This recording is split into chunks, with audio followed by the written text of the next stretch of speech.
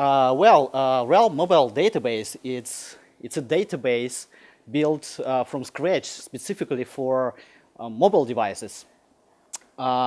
It natively supports different languages like Swift, Objective-C, Java, React Native, JavaScript, .NET, and yeah, almost a lot of popular languages and platforms.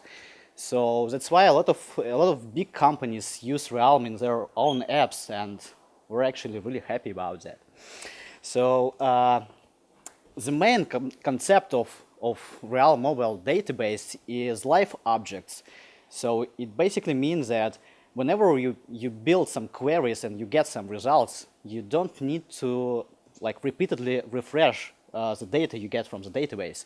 So the objects you work with are always fresh, and it's actually really cool because it's modern apps need some reactive data model, which Realm is. So it means that you can react to data changes in your app. Just update UI, and the data change whenever you get the updates whenever you change some data. It's done automatically. So yeah, let's take a look on some on the main actually parts of APIs. So first of all, when you work with Realm, you always work with objects, and it means that to store your objects on the disk, you just need to extend the base Realm object class. So then you can add some data properties, you can add some methods, you can actually add everything you need, and yeah, so that's it. It's all about the objects. Then, of course, you can make queries. You can build dynamic queries. You can filter results with NS predicate. You can sort results, and the main thing here is that when you perform the queries, Realm doesn't copy the data in memory. Instead, it creates like a kind of dynamic view to your storage on disk, and this is actually how these live objects work. So whenever you make some changes, you get the changed object immediately in your responses, in your fetched results. So all the object also supports k-value observing, and more than that, when something is changed, you can set a notification handler. To do this, you simply need to specify a block of code that will be executed whenever something is changed, and you will get fine-grained info which you can use to update your UI according to that changes. And finally, of course, you can persist your data on disk, and you do this by modifying the properties of your objects. And you should do it inside of write transaction because, just to make sure that everything is in sync across all the threads. So you can actually perform writes from any thread you want, but you just should do this inside of write transaction. And well, actually, you can do it outside of write transaction because you will get an exception. So there are not that many ways to fail.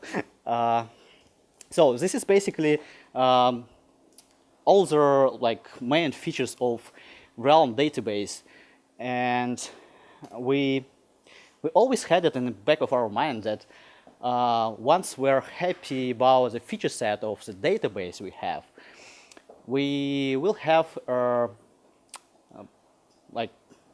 perfect foundation to start solving the next pain point for mobile developers, which is data sync and collaboration. And yeah, here comes Realm mobile platform. Well, I think that everyone who has ever tried to implement sync knows that even if a general idea is pretty simple, you can actually lose a part of your soul until you get your client sync its data with the server. So, and I'm not even talking about cross-platform sync. we love to show this picture because it presents like all the potential issues you can have when you make like a REST API call. So there are a lot of different places to fail, like your device can be offline, you can get a bad response from the server could be unreachable, and so on. So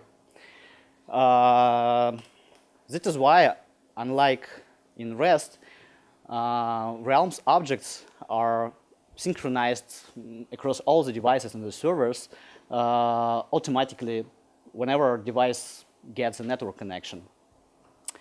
So, and the thing is that you actually work with the same objects in your database, you work with the same objects in your app, you send the same object through the network to the server, and the server also works with exactly the same objects.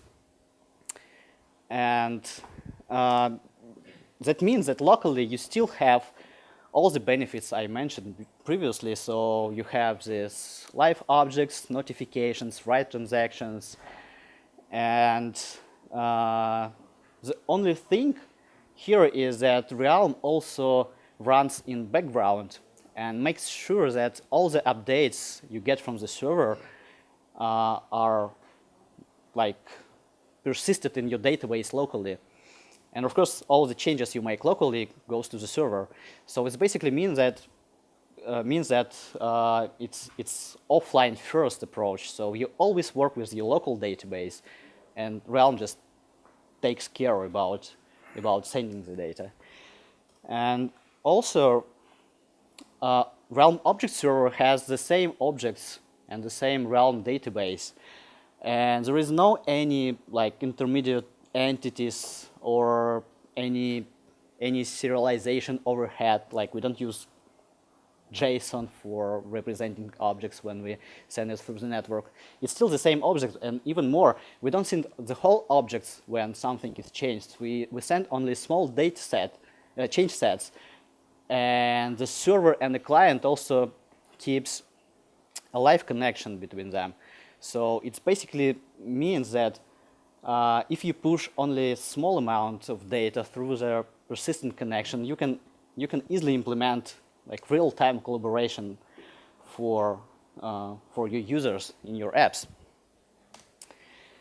And yeah, as I said, server has the same Realm database, and it means you have all the benefits, all the features on the server side as well. So you have notifications, live objects, and you can handle any changes that happen on the clients, and you can react on these changes. You can export and import the database. You can integrate with any third-party services. And actually, server also offers even more features. So it takes care about authorization. It encrypts the transport channel. It also provides some data connectors for third-party services, and we also offer some advanced features like load balancing and scaling, of course. That's actually that's all that I wanted to talk about, and now I want to show you a demo, so how it works in real apps. So we prepared a small game. It's called Realm Pop. The idea of that game is just it's a multiplayer game. So every player has bubbles with the numbers, and you're supposed to tap to these bubbles in reverse order. So, and if you choose the wrong one, you lose. So, but I'll show you how to build it. So I'll show you. Did you see it? All right. So I'll start with the storyboard, just to explain the initial idea. So we have several screens. Like the first one is just a splash screen. You see the screen while you're connecting to the server, and as you get the connection, there is a login screen where you specify a handle for a user, and then we have a screen with a list of the users. So you can choose a user you want to play with, and then you will get like the main screen, the game screen. So let's start from app delegate and its entry point. application did finish launching. So here we have a connect function that I will explain a bit later, and it's pretty simple. So you just call connect, and as soon as you connect to your server, you hide like a splash screen and show the next screen, which is the navigation view controller. So let's take a look on the connect function. Yeah, currently it's empty, so we're going to write here something. But before that, I want to explain some constant here. So here we have a host, its IP address. So I tried to make a hotspot on my Mac. Hope it works. I also run a local server locally here as well. So my IP address should be that one. We'll check it. And next we have a server URL. It's basically the URL with this address. Sync URL is the URL to our remote realm. So it's called game, and we also use this character just to resolve the current user. And for the user, we will use existing user. Its username is demo@realm.io, and the password is demo. So let's start. So first of all, we need to define credentials.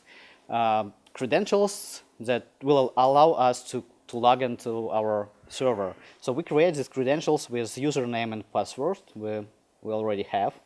That's actually, yeah, that's it. And now we just need to log into our server. So we have an API call for that. It's called syncUser.login. We use the credentials we just created, and we use a server URL. And as soon as we got the connection, this callback will be executed. So we are not going to handle any errors right now.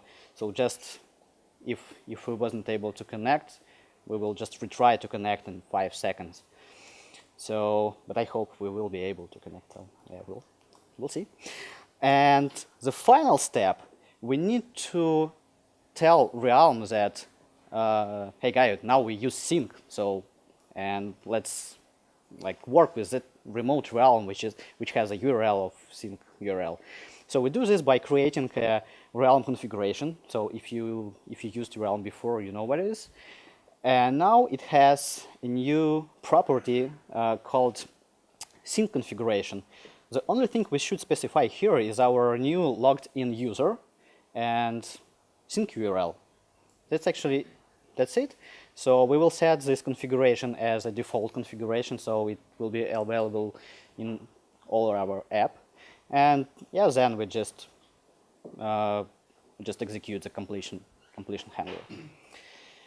So let's go to the pre-game view controller.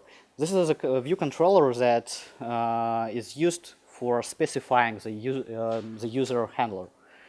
So here we actually, it's pretty simple. So when we start, we just create a game model which is actually, this is all the logic of our game.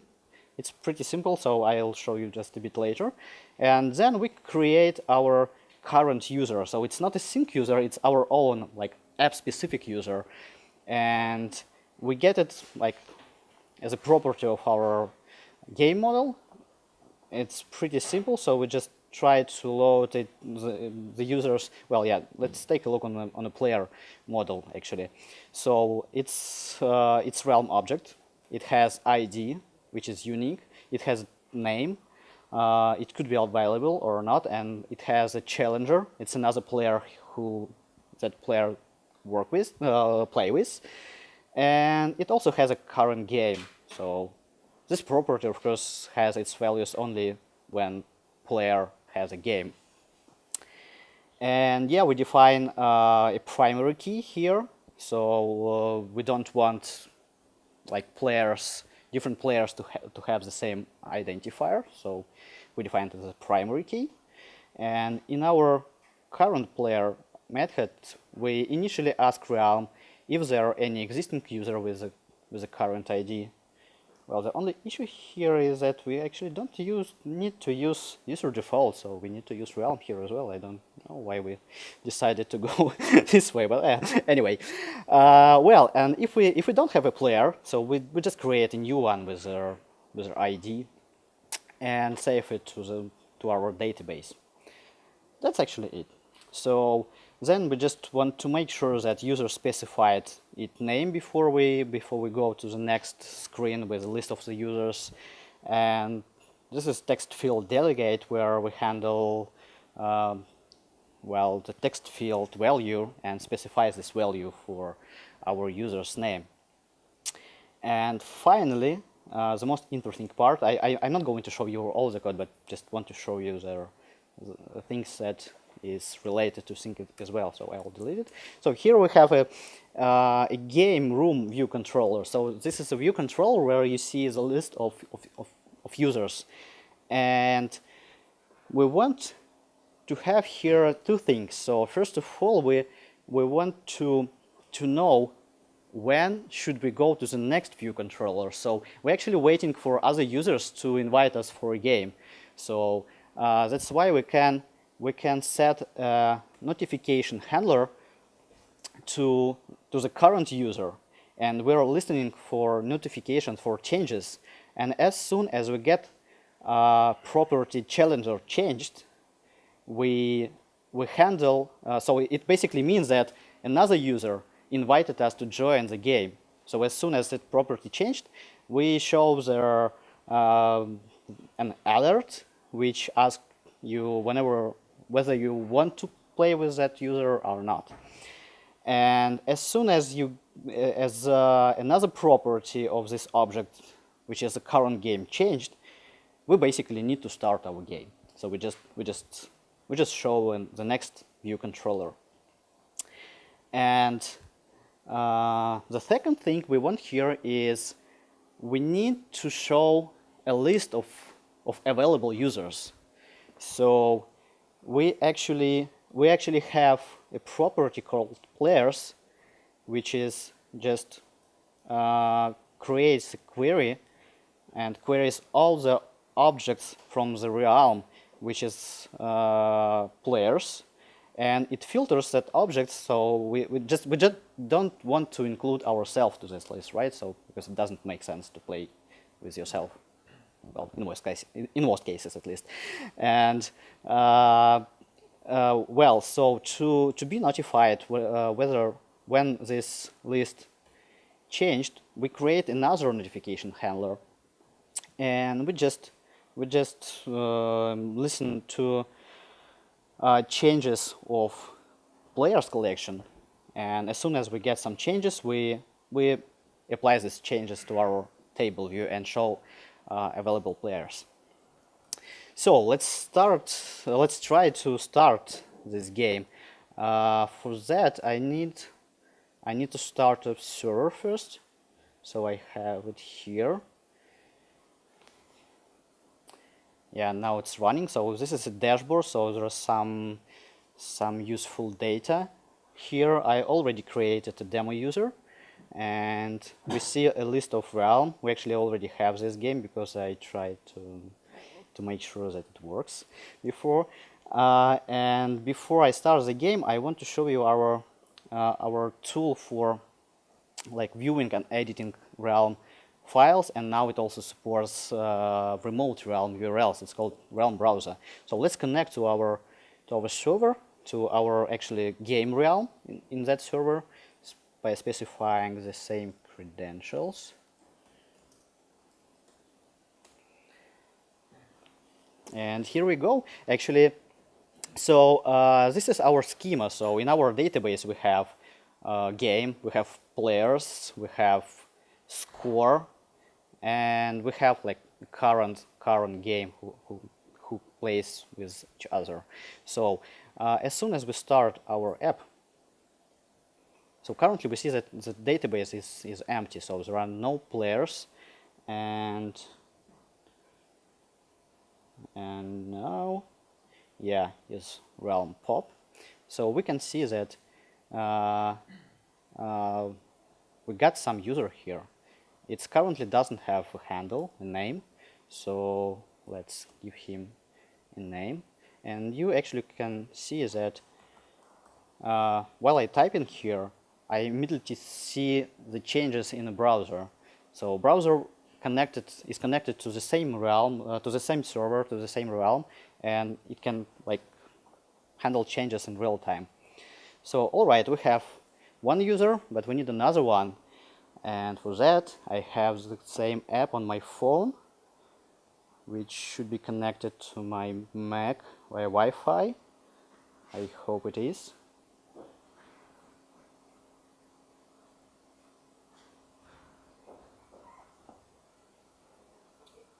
But probably it is not. Just a second, I'll make sure that I'm connected. Wi-Fi, okay.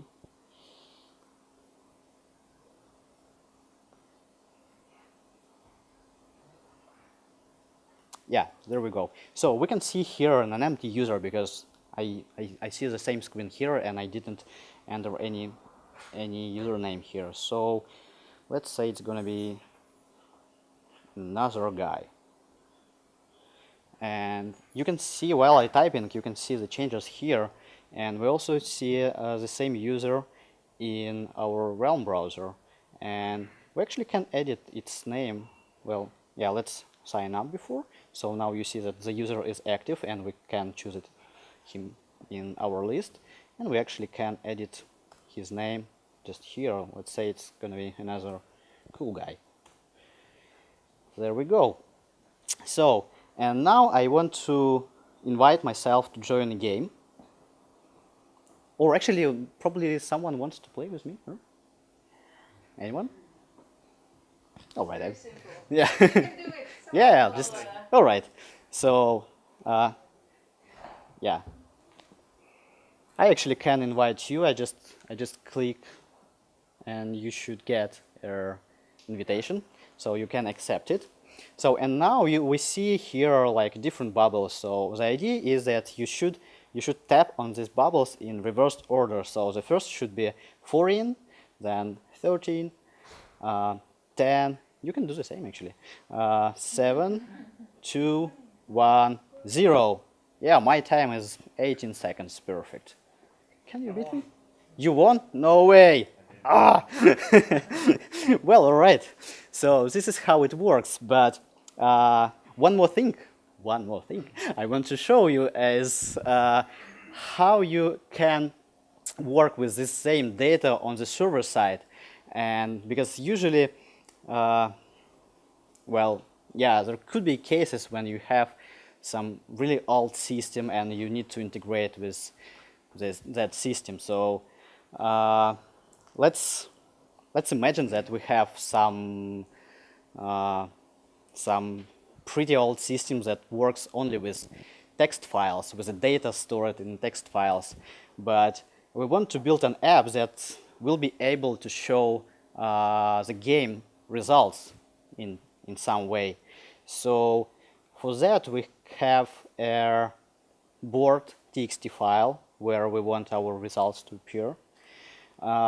And we have this small Node.js app that connects to the server and gets the results and exports these results to that txt file. So I'll just quickly explain what is going on there. So we're not going to use username and password authentication. So we just specify an admin token and the same IP address. Then we have this admin user, which is created by specifying that admin token. After that, we have we define a listener for our realm, and we listen for changes. And here actually is here we query objects from the score table, and yeah, we're just looking for changes, and whenever the objects in the score table changed, we just write these objects to the txt file. So let's try to run this app. We actually have a first score because that guy beat me. just a few seconds ago. That other cool guy. Another cool guy, right? Sorry, exactly. And yeah, there is a small Mac app that. Oh, why we have two results? Oh yeah, because we have two records here. Probably I played with it before. So, all right, we have a Mac app that just reads this txt file and shows the results. So it doesn't communicate with Realm server at all, and it knows nothing about Realm at all. It's just able to read some data from the file. So, and if I try to play again, oh, okay, I'll play by myself, with myself this time. Or Wi-Fi issue again.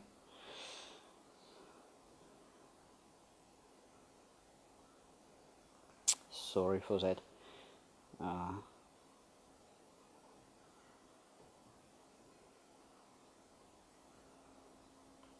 There we go, available again. Of course I accept.